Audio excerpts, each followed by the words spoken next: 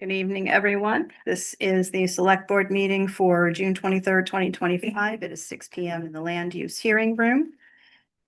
This meeting is being recorded. If anyone else is recording, please advise the clerk, Russ Anderson.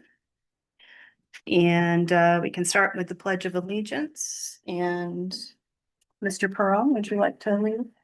Sure. Pledge allegiance To the flag of the United States of America.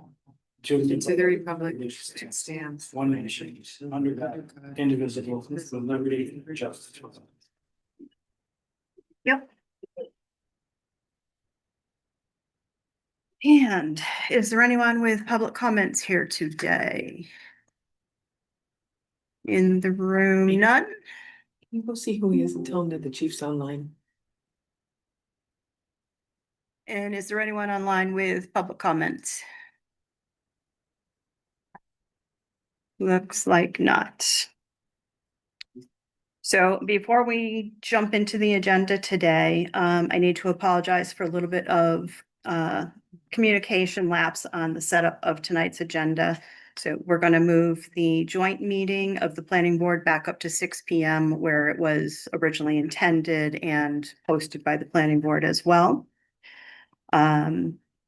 And then when we get to the other appointments, there's a couple of corrections that will be stated as we go along. So again, I apologize for that. And can we have the planning board member or two join us?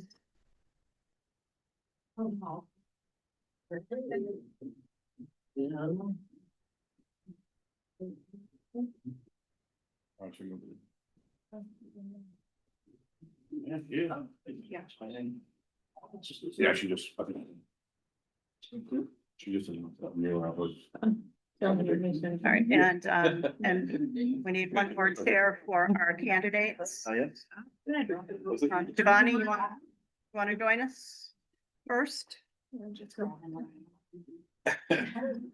Hi. Good, how are you? You get the special chair. Special card. This is like a group therapy session. Well, now you get to see them in person.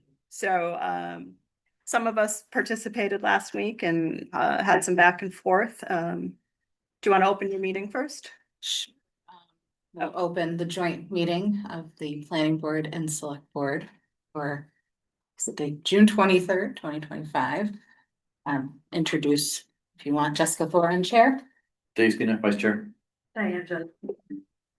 Member. Marcus Phelps, member.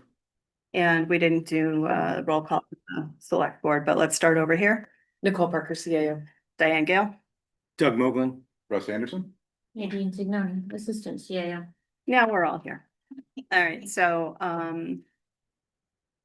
questions, those of you who have not had a chance to. Well, maybe a recap of process. Last week, we did a partial interview with some members here with both Mr. Alsop and Mr. Perron.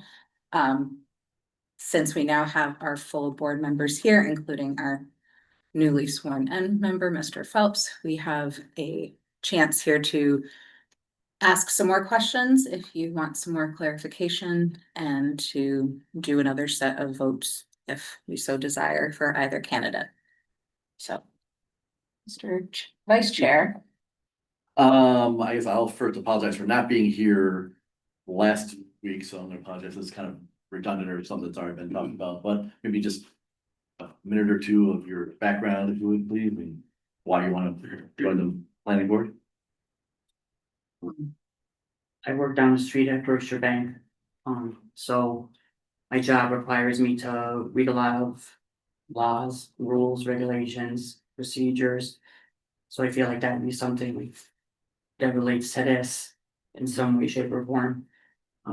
I moved here about a year and a half ago, so I would like to volunteer, get into the community. And I thought that this would be a good way to do it. Anything particular about the planning board, the planning process that interests you? Just learn something new. Kind of put stuff together and see how things work. you ever held the public office or anything Never. like that? No? No. Okay.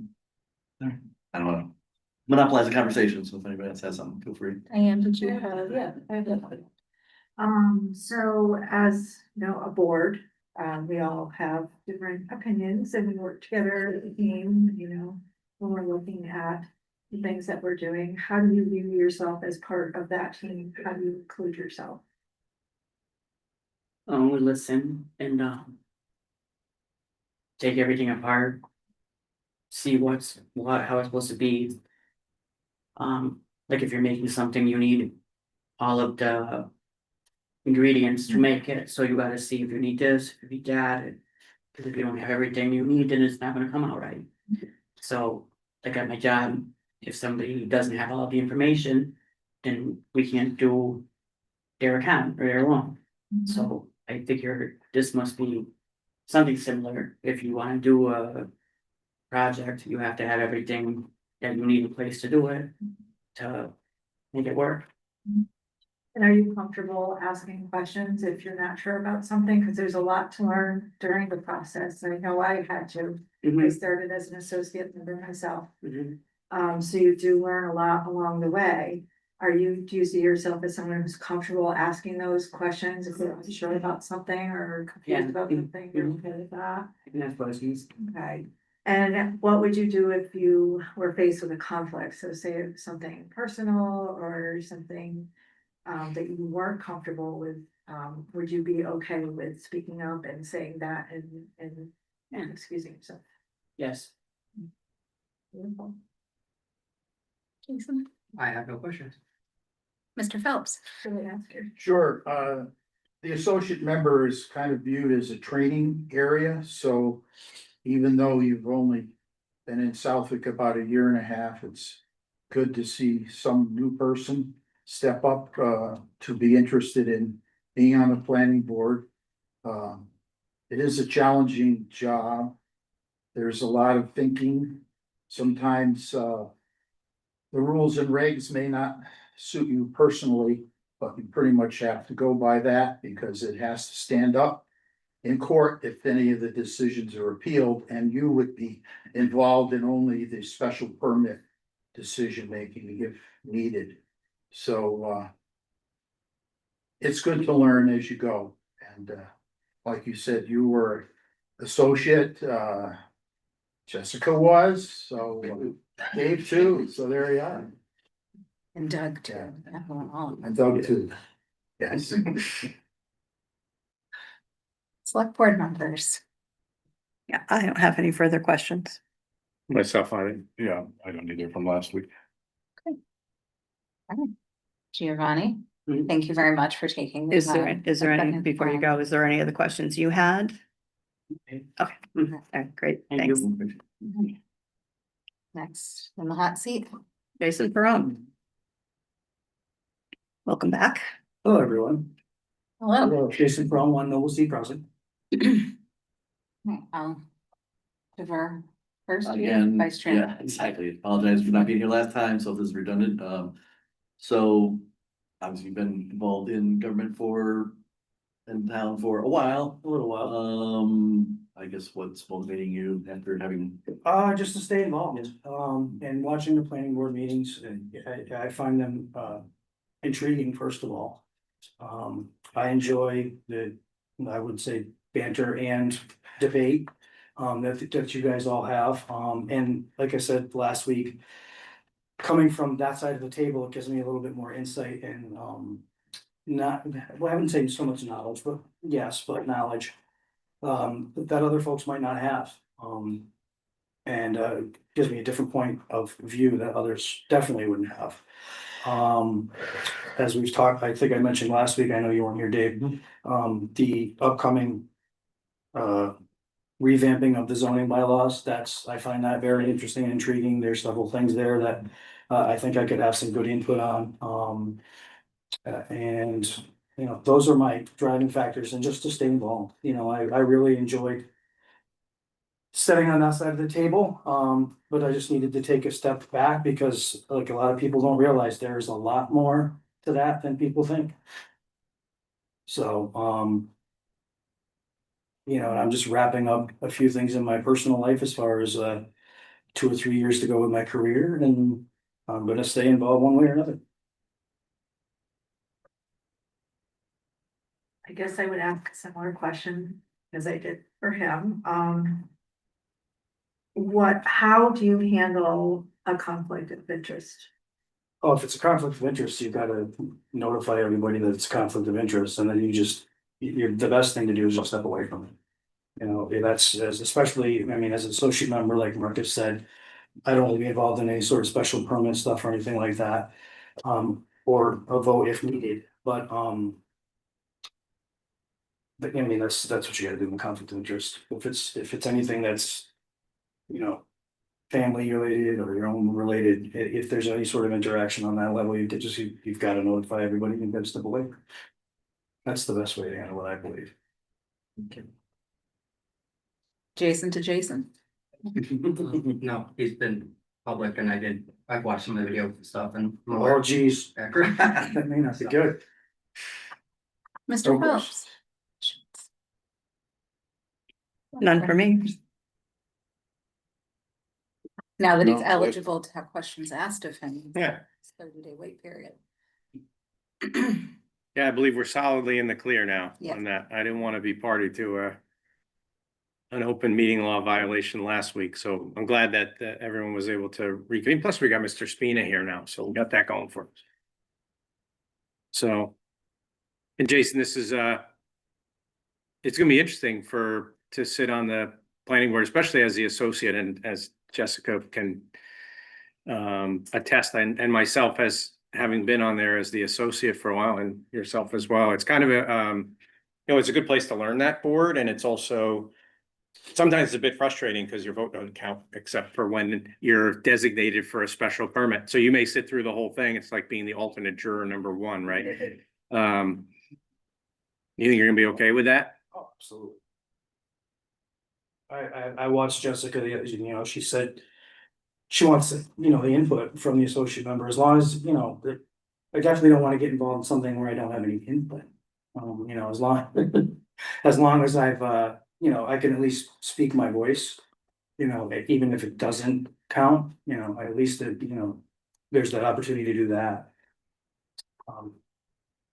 We've been fortunate in a way, subject to the chair. But the role of the associate on the Southwick Planning Board, at least for the last 20 years or so, has been an active one.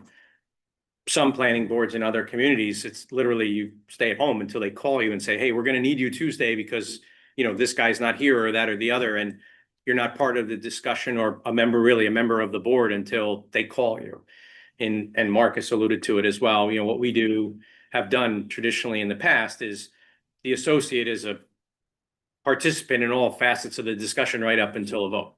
Plus, it's a great place to learn, all the zoning and all the procedures and policies and kind of how things go. Because some of you guys are newer and you may or may not have already seen some of the things that are going to end up in front of the planning board, whether it's a residential subdivision or commercial subdivision or a special permit for some other thing that's in the bylaw that we don't realize that it's in a bylaw until someone applies for it, right?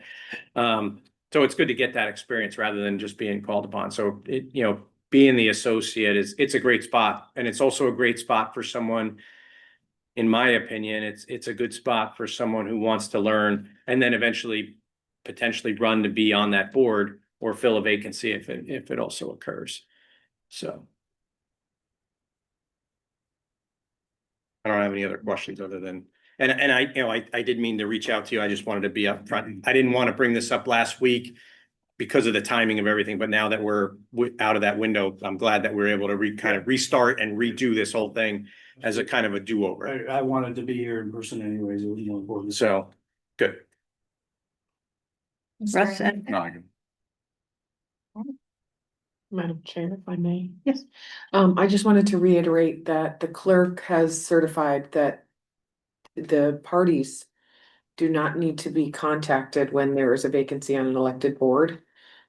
So I know there was discussion about that last week, but it's not required for this. Thank you for clarifying that. thank you. right, So then Jason, you wanna step back and is there any discussion that needs to be had? Well, I just want to follow up on that, because I Oh, think that, please. and there's no knock on any of the candidates here at all. Just that past practice doesn't mean it was the law, or it was our past practice in the town of Southwick that this is how we've done it. Didn't mean anybody did anything wrong, just we did not follow past practice for this appointment and the other appointment that was done last week. It's totally the purview of the select board to do so. I did validate that in no recent recollection that has been a practice either. So just Okay. did validate it. Not that we missed a step. And I would think regardless of prior precedent or not, it's been pretty public that the No planning doubt, board has no been doubt. in need of bodies for No doubt. about 6 months now, so. Right. I feel like everybody had an opportunity to put forth a candidate, at least in that sense. I would entertain a motion from anybody who has a nomination for the board. I nominated Mr. Alsop last week. I would like to do so again today for the same reasons. I think his skills are very transferable to this. We do encourage new people on boards who haven't served. I think he can bring a fresh set of eyes, particularly to the review of the bylaws and question a lot that we've all looked at a million times and someone else hasn't. So I would make that nomination. Is there any discussion before second to be made? Second? I will second. Okay, Roll call vote of planning board, Jessica Thornton, yes? Dave Spina, aye. Diane Jasper, yes. Jasper Mulder. Marcus Phelps, yes. Russ Anderson, yes. Doug Mogul, yes. Diane Gale, yes. I give my thanks to Mr. Chrome for Also. stepping forward, and Giovanni, hopefully you will be able to take some time tomorrow to step into the town clerk's office to be sworn in so that you can attend our meeting tomorrow evening.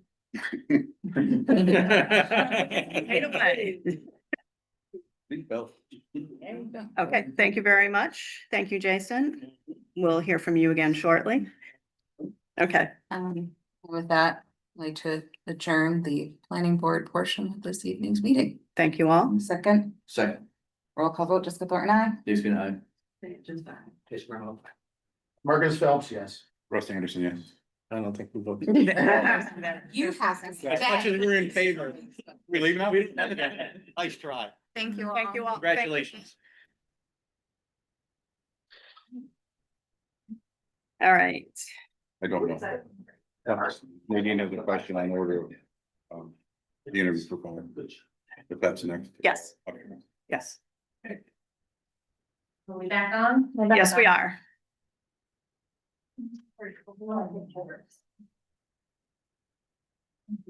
We can share.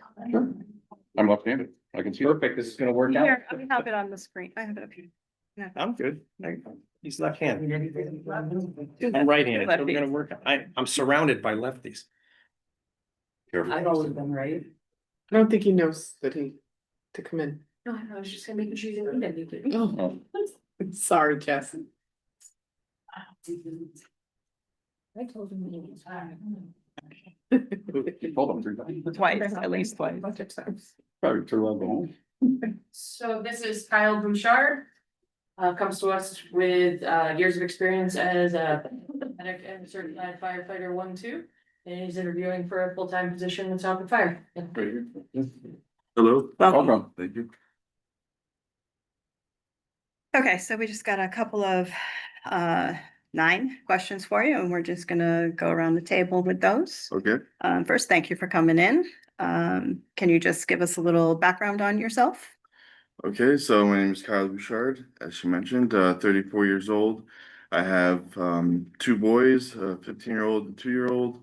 I've been in EMS for about 7 years. And EMS has really been a very fulfilling job and has led me to the fire side of things, which fell in love with the fire stuff during the academy. And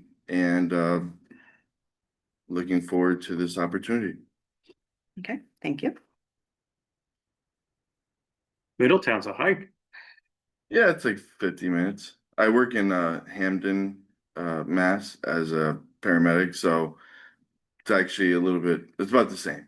So I'm used to making the drive.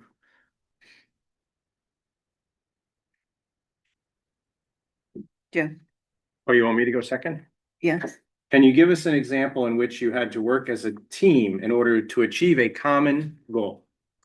Oh, wow. Well, we do that on a daily basis as far as so let's see, as a new paramedic, I'll explain kind of one situation where I was working with individuals that I wasn't familiar with. And so newer paramedic, it was a very traumatic scene. So kind of reading the room, a lot of people were freaking out. So I was uh very calm, collective, and controlled the scene.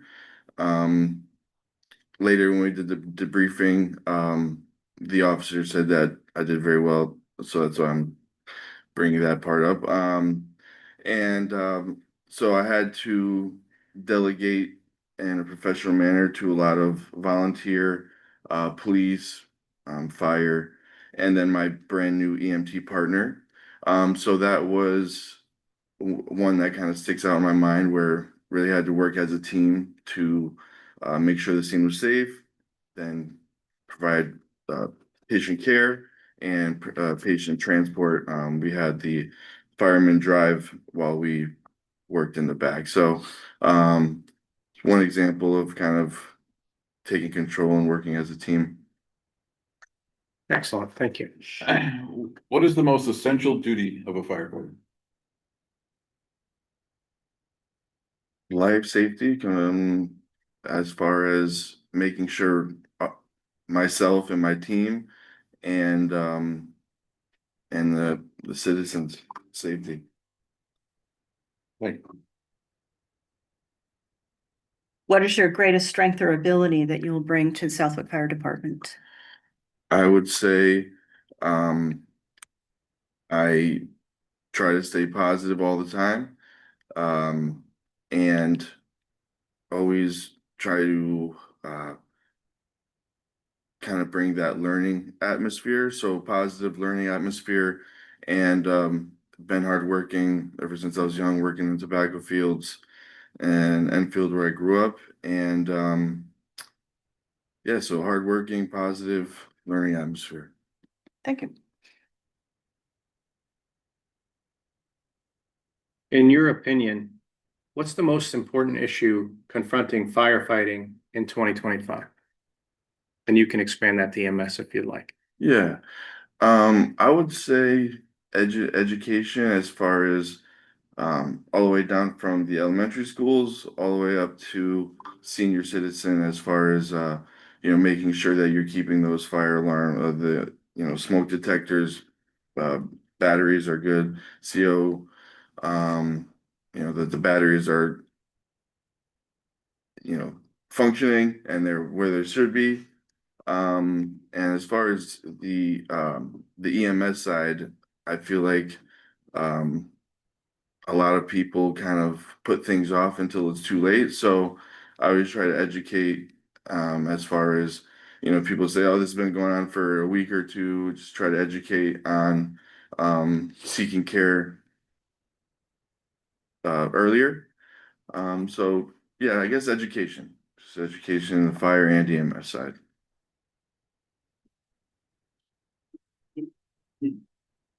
oh, dude. I'm good, thanks. Who has inspired you and how did they do it? Well,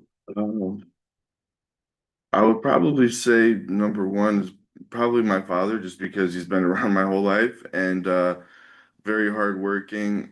He had his own business building houses and initially that's the route I thought I was gonna take. But I didn't get that fulfillment that he always talked about. And when I got into EMS, I felt that. So um, I guess him talking about, feeling that fulfillment and then me, going out, finding it. He's still to this day very hardworking. I would say a little bit of a perfectionist, which is a good thing and bad thing at sometimes. But I would say that is something where I myself try to uh, not perfect everything, but try to find that balance of doing the best that I can. So. Cool, thanks. What has been your own greatest accomplishment as a first responder?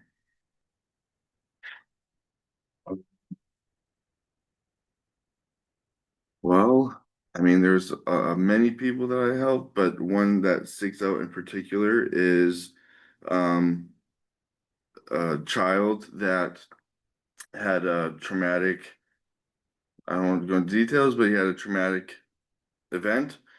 And it was one of my first calls as a cleared paramedic. And I kept my cool. Uh, we did the briefing afterwards, and the physician said that I did a great job. The kid was able to survive and get released from the hospital months after. They did a parade for him, which I was asked to attend, and of course, the call came in right as the parade happened, so I wasn't able to attend. But he was discharged from the hospital, and I would say that was a huge accomplishment, and felt that deep positive accomplishment. Sounds like it would be. Thank you. Kyle, what have you done to prepare yourself for a career as a firefighter EMT? I would say from the beginning, I constantly was trying to learn from my superiors and learn from their experience, and then on top of that, learn from my own experience. So, um, my big thing is like following up on ESO, which is uh, a program where you can kind of follow up on the patient care after you brought them. I feel like there's a huge benefit in learning as to what was going on and learning from that. Um, so constantly learning, um, physically fit as far as going to the gym. Um, I was a personal trainer, so I tried to do it in a healthy way. I'm not just lifting heavy weights and in a dangerous way. I would like to be 60 and in good shape, so that's how I look at it. So mentally, physically, and then you know, same thing through the fire academy, learning as much as I could, and staying after to ask the questions that I had, and I was new to fire, so I kind of put that whole maybe this is a stupid question aside and asked the questions that I had, which I found to be important. So yeah, that's something I try to avoid. And if I have a question, then I'll ask it. Excellent. Lastly, why do you want to be a firefighter in Suffolk? So like I said, I grew up in Enfield, working the back of fields. I work in Hamden. I wanted to be part of a smaller, more tight-knit community. And this is the type of community I'm more familiar with. And ultimately I felt it would be a good fit for me. And I look forward to learning more about how the fire department works here specifically. Um, yeah, moving forward. Good, thanks. You had mentioned you did some research on Southwick. Was there anything in particular that made you hone in on Southwick? Um,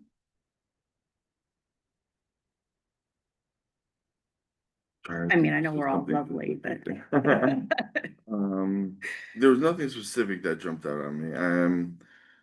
the size of the size of the department, the number, the call volume, the fact that you guys are ALS based. And then after meeting with the deputy and the chief, I felt like, you know, this would be a great place for me. Okay, Your fire 1-2, was that recruit or? Yeah, What does that mean? Full time there, great. Living. you live there. Means you eat a balanced meal instead of Burger King. okay, those were our questions. Did you have any questions for any of us? I kind of asked most of the questions I had during my interviews with the chiefs. So no, I actually don't have any for you guys at this time. Okay, Question for Jeff, just there's one position open, is that? Correct. Yes. Kyle actually met with us twice. Came back with great questions and great comments. Both Chief and I were very blessed to have a conversation with him and feel like we would be a good fit for the department. and I is believe Chief he's on? done if he has anything he'd like to add. And Chief Stefanowicz, is there anything you'd like to add to this?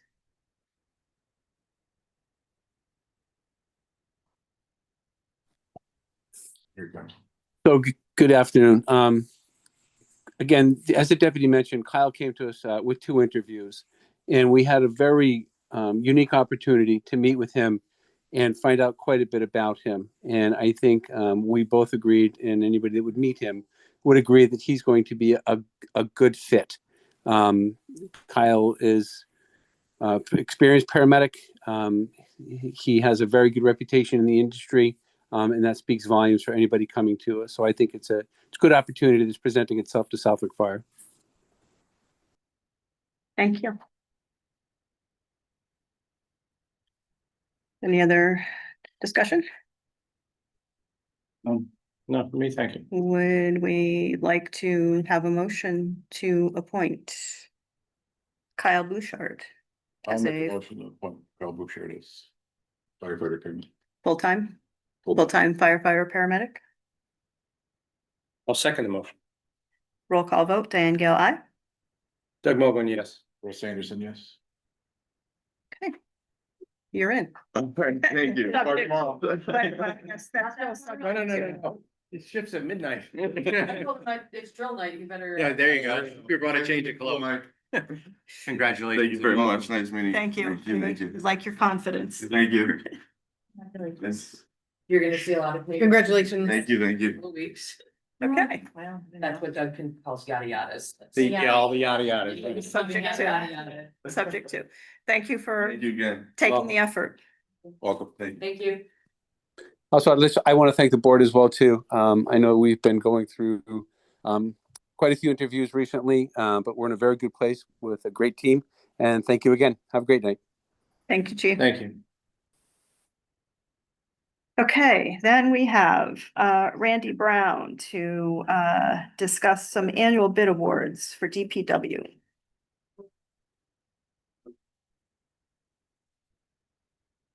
What are we doing today? Welcome. Good. So we go through this exercise every year to secure pricing from vendors for services that we utilize throughout the year. DPW uses these services most frequently, but they're not limited just to DPW. Any town department can utilize them. So we had 8 bids, 8 different categories. Some categories have multiple vendors, multiple awards based on the nature of the work. So I gave you a letter with a breakdown of all the bids and all the bid summaries. You can go through one at a time if you'd like to, or any questions? Happy to answer questions you have. I had the opportunity to go through in detail with Randy on this and get some good grounding on it. He answered my questions. I don't know if anybody else has anything on these. Some things went up, some things went down. Most went up. Yes. But yet some things went down. Yes. Is there anything of a particular importance you wanna point out? I would say that the vendors that we receive bids from are pretty much the same that we get from every year. You know, the vendors don't change. Once in a while, we see a vendor dropping out because they're closing or they're being merged with another company. But there's very few vendors that provide, you know, the services that we do. You know, we're lucky to get 2 or 3 for most of these bids.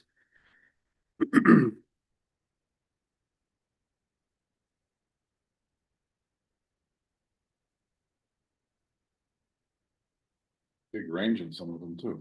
Mm. We know why. Which one are you looking at? Line striping? 62, 144. Yeah, I can say that,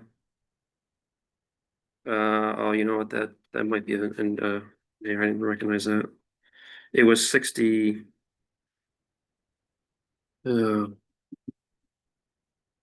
K5 number is not right. It's over 62, but less than 84.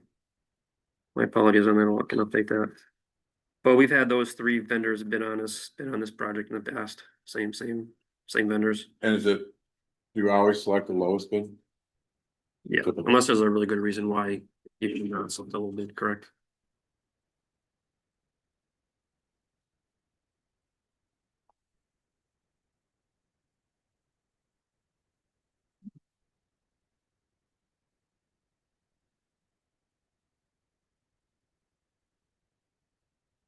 And you said on some where there's a mixed bag, you select the best pricing on materials and so forth. Yeah, so bar materials is a little unique. We have 20 plus types of gravel, stone, riprap, loam items, each with a separate bid price. So we just purchase from the vendor with that lowest price for that item. So this year we had 2 bids and we'll utilize both bids based on what material we're looking to purchase for that particular project.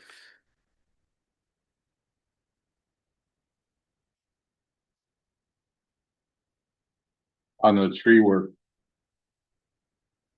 In the original bid, was there a response window for what they had to respond by? So it was emergency stuff, I'm thinking. Yeah, within 24 hours. Yes, yep. Yeah, this is we call it emergency tree. So these are disasters that, you know, unexpected work that occurs.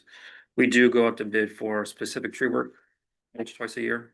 We'll put a dot on, say 15, 20, 30 trees or whatever the amount is. And we'll get a bid on those those trees collectively, Separate from this. separate from this contract, yes. We have not utilized the emergency tree bid too frequently. We rely on we've been lucky enough to rely on the other contract for the most part. But once in a while, we'll get a tree that it got hit by lightning or something happened and it's highly diseased, it's eminently gonna fall down. Or if we get a significant rain event, storm event, where we have trees that are in danger of falling, we'll utilize this bid for. And you said any town departments can use that, so rail trail could use the tree, they could Mhm. use some heavy equipment if necessary, if Yep. there's a washout or something. Absolutely, yeah. Okay. And they would have coordinate that through you or?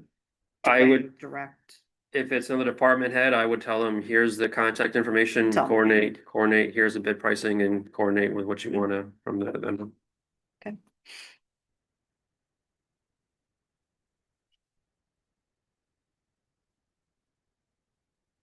anything else? I- So I guess we are looking for a motion to approve the bid awards. Do we need to read these out? You don't have to, Specifically? but you can. Any problem with, well, somebody want to make a motion to accept these as recommended? I'll make a motion to accept DPW bids as recommended. So you need some more specific. Apparently not. Second, Roll call vote, Van Gale, aye. Doug Mogul, yes. Russ Anderson, yes. Okay. Thank you. And thank you for reviewing. Yep.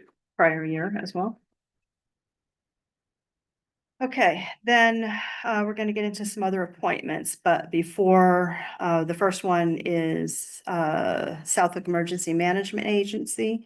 Before we discuss that one, we do need to acknowledge the resignation of Russ Anderson as the director, effective 5/20/25, the date that Mr. Anderson was sworn in to serve on the select board.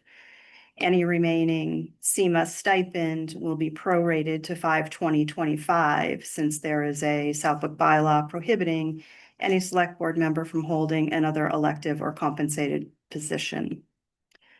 So, are there any questions on that from the board? Okay. Then, Does he get a certificate? of Thank you accomplishment. for your service. No, I'm good. For yeoman work as the SEMA director. Thank you. Well, he's still gonna liaise with them, so. 100%. Necessary. Okay, so then we have Ian White, who has been recommended and is interested, and he is not here today, in being appointed as the director for Southwick Emergency Management Agency. And to correct that, and to Community Emergency Response Team and Radio Amateur Civil Emergency Service, term of 7/1/25 to 6/30/26. So just to clarify, we did the last meeting, we did the short term, right? This is from July forward. Going forward, yep. Correct. Need a motion for that? Yes. So moved. Second, Roll call vote, Diane Gale, aye. Doug Mogul, yes. Russ Anderson, yes. All right, and then last week we also did Jerry Sambrook for the short stub period. So today, looking for a motion to appoint him to Southwick Emergency Management Agency and to Community Emergency Response Team and to Radio Amateur Civil Emergency Service, again from 7/1/25 to 6/30/26. So moved. Second, Roll call vote, Diane Gale, aye. Doug Mogul, yes. Russ Anderson, yes. We have Russ Fox interested in joining the Historical Commission.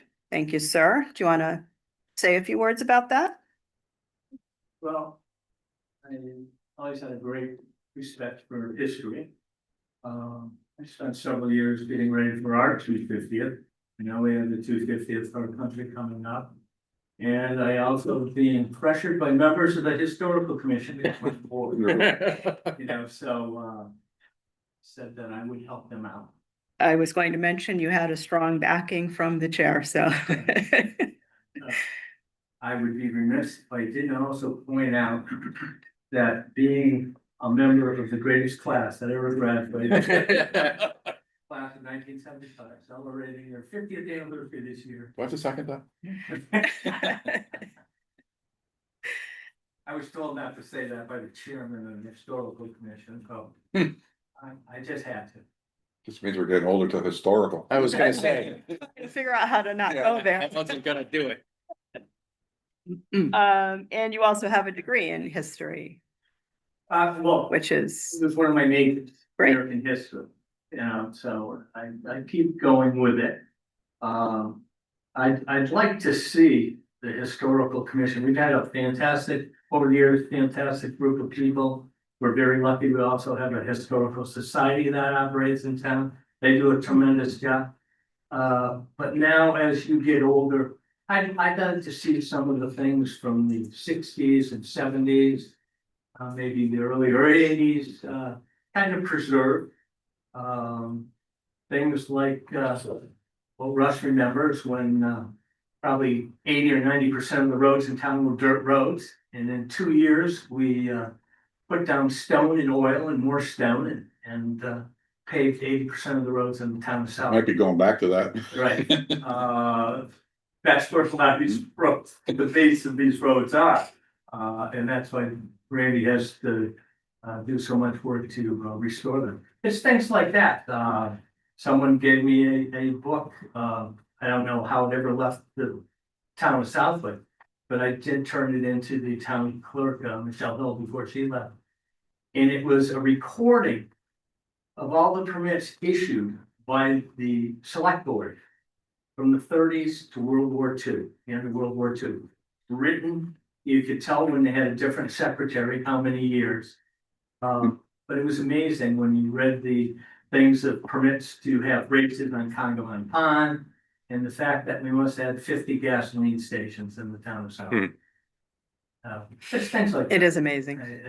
It's very interesting, and we need to record those things, for future generations. I'd make a motion to appoint Russ Fox. Okay,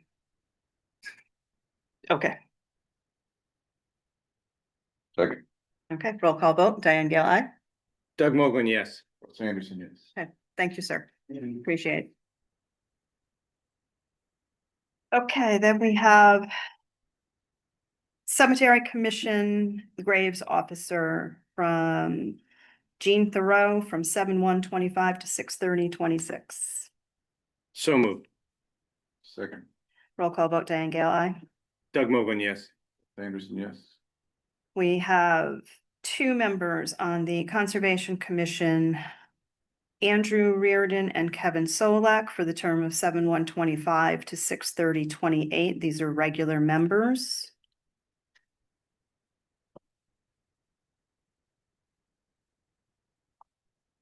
So moved. Good. Question on that, is the conservation's appointed and elected, is that, No, Appointed. they're appointed, these are the appointed? They're all appointed. They're all appointed, all appointed, but these are the only two that are, that are, their terms are Okay. expected, correct. you need a second? So there was a motion, Second.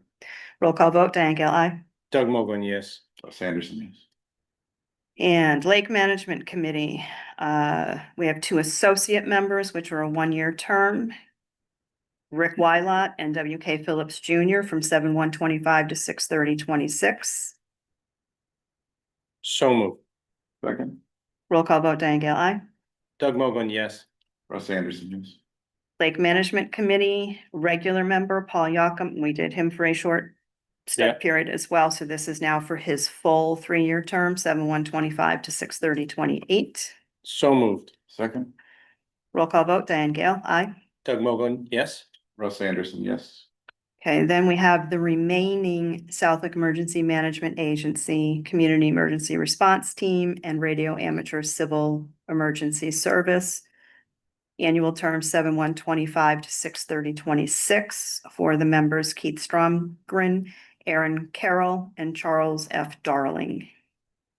So moved. It's Eric Carroll. Did I say Second. that? Yeah. Roll call vote, Diane Gale, aye. Doug Mogul, yes. Russ Anderson, yes. Did I say You something? said Aaron. Oh, I did. I stuttered, I guess. Right. And then we have the remaining Lake Management Canal Committee, regular members. 7/1/25 to 6/30/26. Scott Graves, Malcolm DeBay, Eric Muller, Richard T. Granels, E. Michael Combs, Michael DeBay, and Paul Yocum was missing from this group, so he's an addition on there. I would suggest we post it for next week and bring it back and vote that next week. It really should be on the agenda with a name. We've gotten scolded on that in the past. Paul, Yeah. We can do it under, just carry it on our next agenda. But has Lake Management Canal met as a board separate from LMC? Not in recent time, they're sort of in limbo on whether they're gonna get that funding, the grant funding Yeah. to make motion. Informally, I know they do go out and assess the canal structures and blockages. And I know some of them go out and clear them, Oh, but I don't think as a I'm not, committee, they. believe me, these guys do yeoman work. I just Yeah. curious if it makes sense to continue to appoint, but I'll make the motion. Excluding Paul Yocum. Yes, please. Okay, Second. okay, roll call vote, Diane Gale, aye. Doug Mogul, yes. Russ Anderson, yes. Okay, and then the associate member for Lake Management Canal Committee, again, term 7/1/25 to 6/30/26 as associate member W.K. Phillips Jr. So moved. Second. Roll call vote, Diane Gale, aye. Doug Mogul, yes. Russ Anderson, yes. I'm gonna hold on the next one until we have confirmation of the other sewer implementation committee member. Waiting for that information. So we'll put that on next week as well. And then we have Alvin Allen to appoint to the Pioneer Valley Planning Commission as the alternate member for the town of Southwick, replacing John Goddard as the alternate. Oh, he left, so we can do it in abstention. So moved. Second. Roll call vote, Diane Gale, aye. Doug Mogul, yes. Russ Anderson, yes. Okay, and that is it for appointments today. Then we need to acknowledge and approve $20 donation by Susan Madry in memory of Alberta Hayden into the Southwick Library gift account. So moved, with our thanks. Second. Roll call vote, Diane Gale, aye. Doug Mogul, yes. Russ Anderson, yes. Okay, and Question, yes, so on these appointments that we just did, will they get notice from somebody to go get sworn in directly? yes, Okay. we will have Margaret notify them all. All right. In the And past, that hasn't necessarily been consistent. correct, So, correct, yep. Yes, we're keeping an entire spreadsheet of data pointed and then transferring all of that to the town clerk as well, so records match. Okay, new business. We have nothing on the agenda for new business. Does anybody have anything to add today? Not for new business. Chris? I have something that came up last week. When I went to go and send an invoice to the schools for the SRO. I know I forwarded you my correspondence, but, you know, I was not under the impression that Southwick paid for the entire first SRO.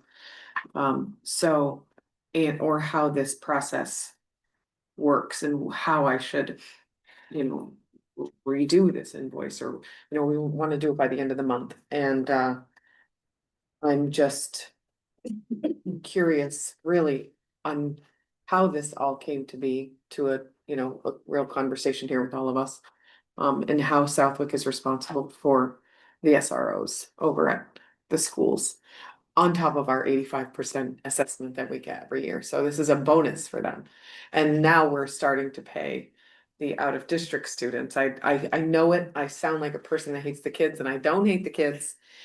But I also really much, you know, have to champion and support the municipality too, because, you know, things are getting more expensive, and we can raise our taxes by 2.5%. So, you know, as we go forward and just always thinking about this and trying to be fiscally responsible, just how this works. We have an SRO agreement with the town, with the school, but nothing on the funding source. Chief sent me over the agreement today. But there's nothing on how they're funded, that we're responsible for the first, how the second comes about, how it all, you know, how, so we can be concise and consistent going forward.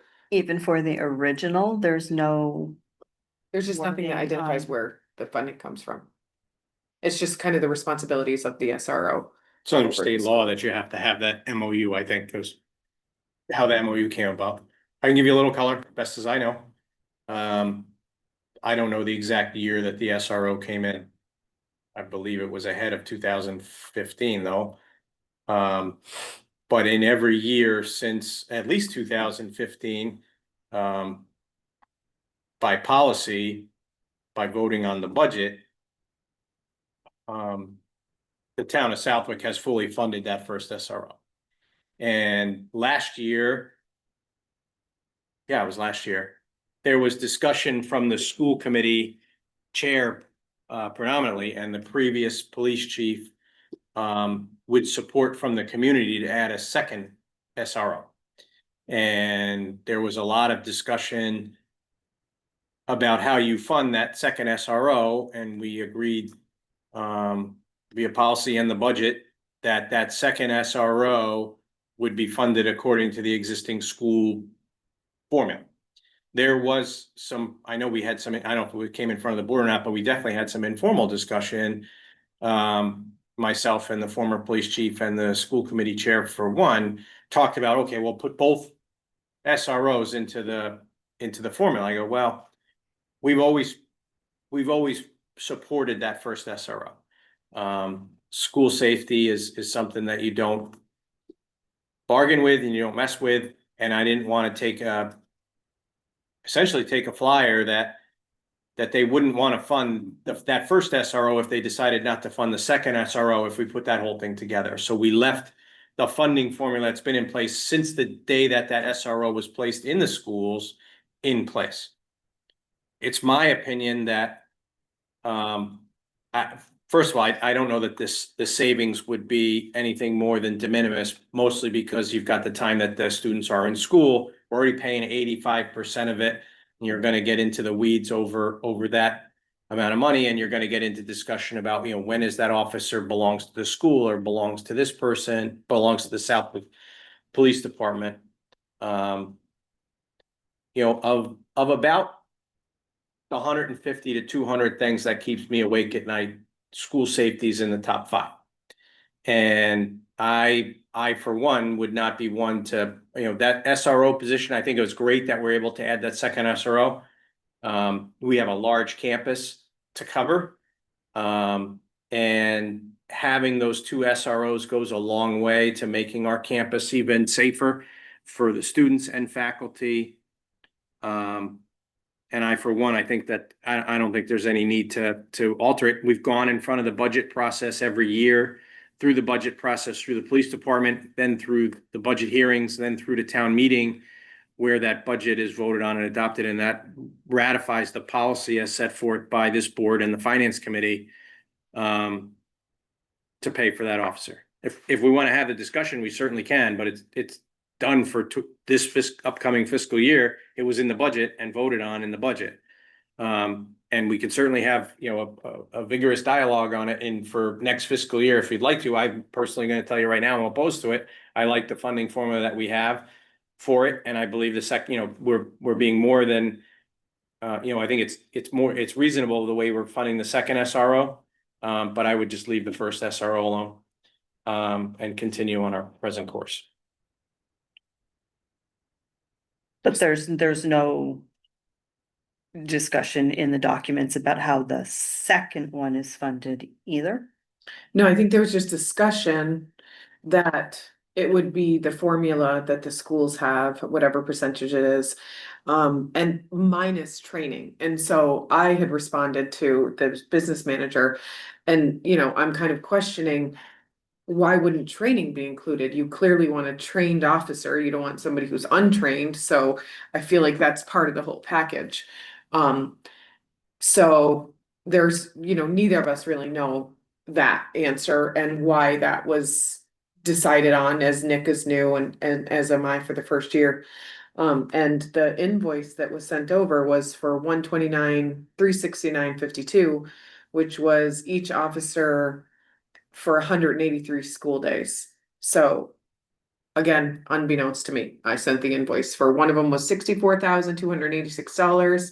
And the other one was $65,083. So, yeah, I think that, I didn't notice it really in the budget. And, I think unless it's explicit, I don't think we would necessarily see that Southwick residents pay. Not that we should have one, we always will have one. I don't think we're ever gonna not have one. Just that the town of Southwick is responsible for the first one wholly.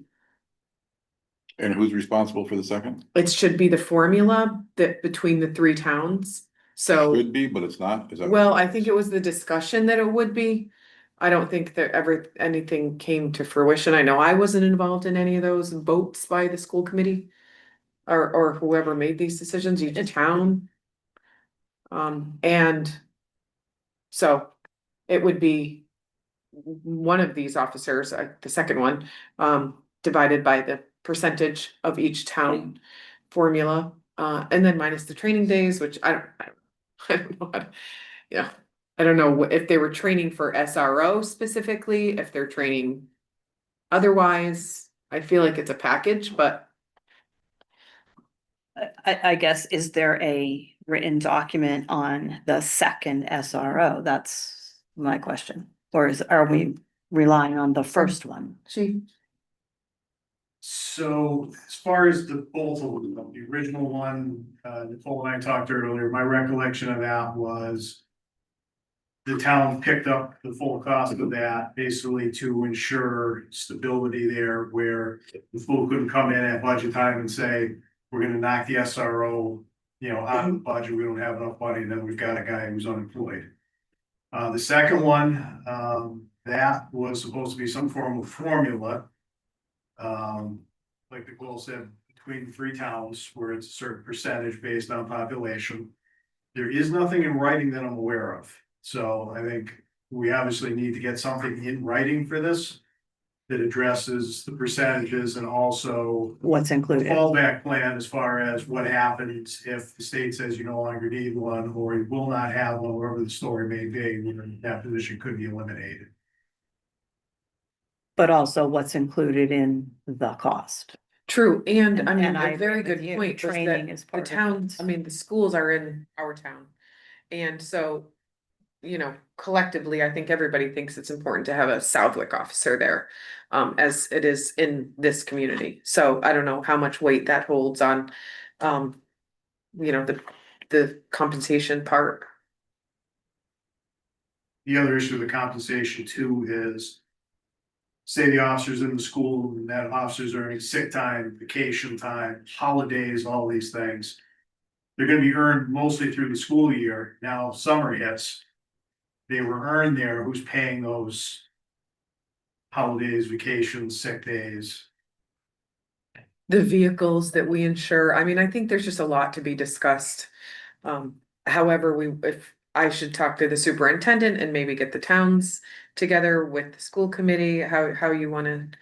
But we should have a conclusion to this anyway. Yeah, We should have absolutely, and the something. school Yeah. committee chair, because they were part, and the finance committee And chair the for that finance, matter, yeah, because they because he were. was in it. They're all party to the discussion. I believe it, I thought they ended up getting down to a flat dollar amount, but I could be wrong on that, right? I was adamant, I'll be very honest, I was very adamant about continuing to fund that first SRO through the existing formula, the way we've always done it.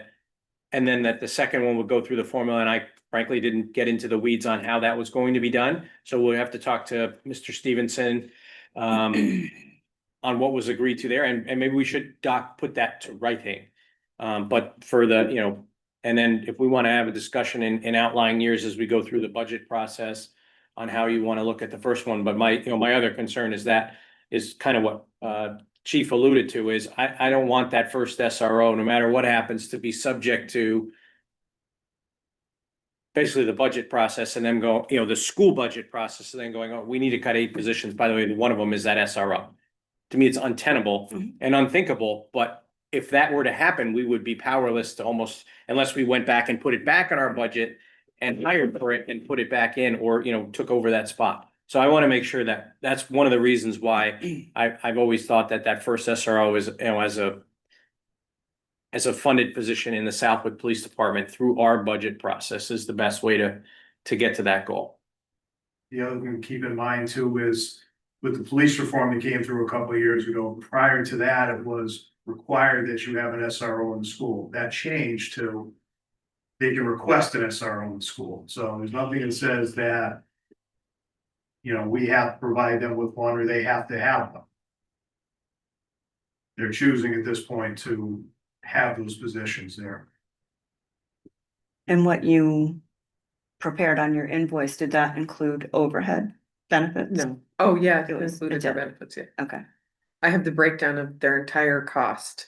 My discussions with Mr. Didi were, it included benefits. It was the full cost of the officer for the number of days, It was, the full cost, which would include training. Our budget is broken down, I believe, in 2 different line items. One's salary and one's benefits. But I definitely need to consult with both of them on that, their understanding of that. And you'll rewrap that package. yeah, absolutely. Okay. Anything else? No, that's all, thank you. I have nothing. I'm new Uh, business. New business. Nadine, yeah, new, anything new? Okay, and then into old business. I just want to update that I did send the application for the library trustee to the chair for them to review. And we'll have Margaret reach out to him again and see if he wants to move that forward. Because I think that has a time frame to it as well, another elected position. So, and that's all I got. Update. Well, there's a small, self-contained, tiny event going on in town this coming weekend. Motocross weekend, folks. So population of the town will approximately double or thereabout. So I guess we ask for everyone's forgiveness and permission up front for the traffic in the morning and the afternoon. And then the block party after. Oh, Same day. that just means it's Same gonna day. rain. That's all that means. No, I wish them well with that as well, but you know, our public safety partners and police, fire and MEMA and everyone else who shows up to support that event, races and SEMA. You know, thanks to all them. That's a huge fundraising weekend for various nonprofits in town with parking cars and everything that enables them to offer a lot of the programs that they offer that they wouldn't ordinarily be able to do. It's a nationally televised event, sometimes even a globally televised event. You know, it's kind of neat for little old Southwick, Mass to represent like that. You know, so to residents who are going to be mildly inconvenienced this weekend, it's only for a few hours and we'll get through it. But thanks to everyone else who pitches in to support and help out that event. I did meet with Whip City Fiber last week, as I said I was going to, and I met with the director and the assistant director and some of the technical guys, and we're going to put together a preliminary plan to come back with the existing funding that we have available to us, potentially to do 1, 2, or 3 of the fiber service areas potentially also without having to build the hut to leverage existing infrastructure. So to kind of have a live test of what we think we'll get. And part of that ask after I put that together and bring it back to the board is maybe we put together an implementation committee to go and review that and review those numbers and review those specs. Didn't you have the same other committee still existing or? It served its purpose to send it to the select board. Their goal at the time was kind of a development committee. Their charter was, and it was an ad hoc advisory subcommittee of the select board, but it was to pick a provider, look at the money, look at the funding, and their last vote was to send it to the select board to send it to town meeting for all the money. That vote didn't pass, so now we're kind of at a different place. So I don't think we need as big a committee now. That committee automatically dissolve after that? How it was written? It was an ad hoc advisory committee, so we can choose to either appoint a new one or do what, but their term expires around the end of June. They haven't met for months up until leading up to town meeting, because they had fulfilled their role, in my opinion, of making a recommendation to this board, which the board did, and then followed through on their recommendation to send it to town meeting. They're a great group of folks. Every single person on that board had never served on a board or commission in the town, so it was kind of an interesting. I remember at the meeting, you had one that wanted to regroup. You suggested And I regrouping. think we need to, but I want to just get this last piece of this together and get back.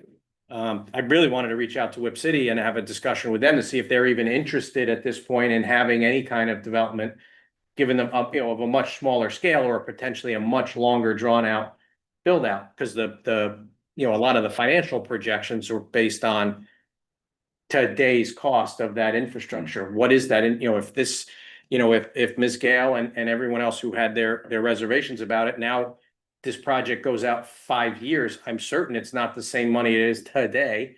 We've seen what happens. So I think we've got to talk that through and work it through. And I'm waiting for some numbers and some engineering to come back, which I can bring back to this board. Okay. I did start to work on some of the road stuff. I meant to ask Randy if we had yet a preliminary number on the chapter 90. I kind of used last year's number as a kind of a guide because it's usually pretty much the same. He has not, Shane, I haven't read anything. So I did start working on that and hopefully we'll get our tour scheduled shortly. And then I just want to encourage everyone else to continue to work on, and hopefully we'll get a copy of the last set of the goals and objectives for the board, because I really want to get cracking on that, because that's something that we really should.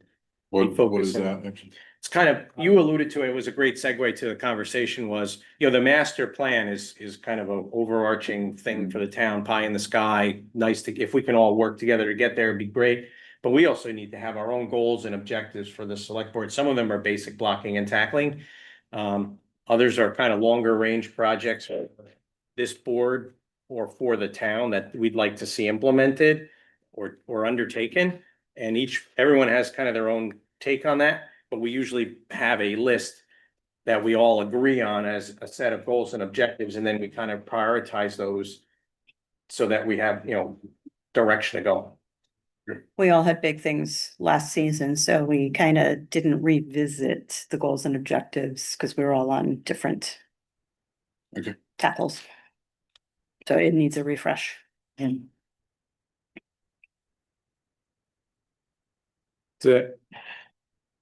Old business, two things. Is there any updates or status on the dollar store and the cannabis build out of that? I know, that was thought of as a revenue source and we're a year out and nothing's happened there. I'm just wondering if there's where we are with that. I do know they are waiting for one final certification for their provisional license. Once they have that, I think they submit their plans for approval and then they can move. They have their hearings and all that other stuff. They did. Their community? Yeah. Yes. Yes. All right. And the other thing. Some way back, they did that. I know it's been a while. The other question or other thing I had was, on the surplusing from SEMA, we had the army truck that I said I would look out to, and the bus, the army truck, there's collectors out there. And although the couple of the collectors weren't interested because they had similar models, they said that you're probably looking at $5,000 to $15,000 possible for that unit. The bus, not so much. However, I did put it out through MEMA and those type of, the portals. And the town of Cummington would be interested in it for a command vehicle for their big fair that they have up there. But they do not necessarily have a budget for it. So I didn't know how the board felt, how you wanted to move forward with that. I'd say I'd ask and go from there. How is that normally handled? We put it in the newspaper and let people bid on it, give 2 weeks, put the bins. And we haven't done that yet. We haven't done any of that. No. No, that is on me. I should have done that already because I did get the information from Carl and from all of the vehicles. So I will get on Okay, that. I guess. All right, so I'll just tell them to watch for the bid. Well, one other suggestion on it. I think it's good we're moving ahead with that. Randy's gonna kill me anyway, might as well go for it. I think we should move those vehicles to the corner of the DPW. And instead of behind the police station. People aren't supposed to be back there. And yet when we're gonna advertise, we wanna come look at this stuff. I don't know that DPW is the ideal spot either. Cause that actually has a gate too. I'm kind of getting ahead of it, but I think it should be moved out of behind the police department. There's signs there, it says authorized vehicles only. You're not supposed to have folks back there. You've No. got police cars leaving there at high rates of speed, fire engines coming out of there, the ambulance coming out of there. I think we should find a better spot. Once we advertise them, if people are gonna come look at them to place a bid. We should Stuff encourage- always been put there though, and part of the reason I think Carl went that way was it's on camera. So, I don't know if DPW where there's hits or not. Well, we could also not give them a location until a certain time and we can just have one. Like, when we do for other bids where they just do a pre-bid conference kind of thing. They see them. Put it out on the front lawn with a sign. Tag sale. It's decor or it's a sale. All Okay. right, but you'll get that Just a thought, posted then. Yeah. Okay, That's all I. okay. Anything else? Anything else? Okay. Acknowledge payables warrant 2531B dated June 5, 2025, in the amount of $363,847.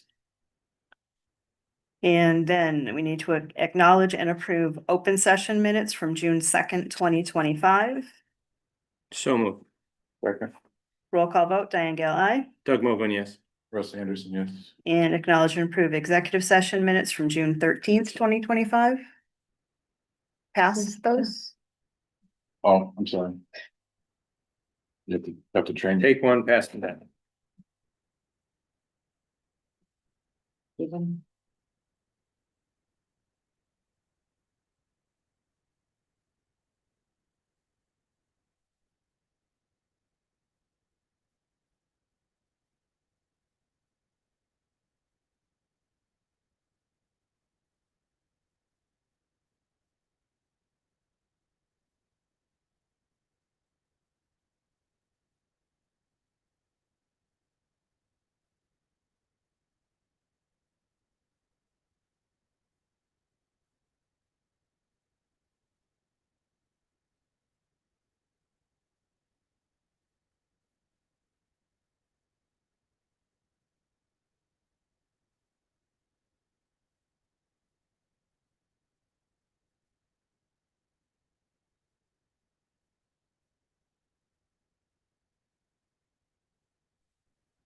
Okay, So moved.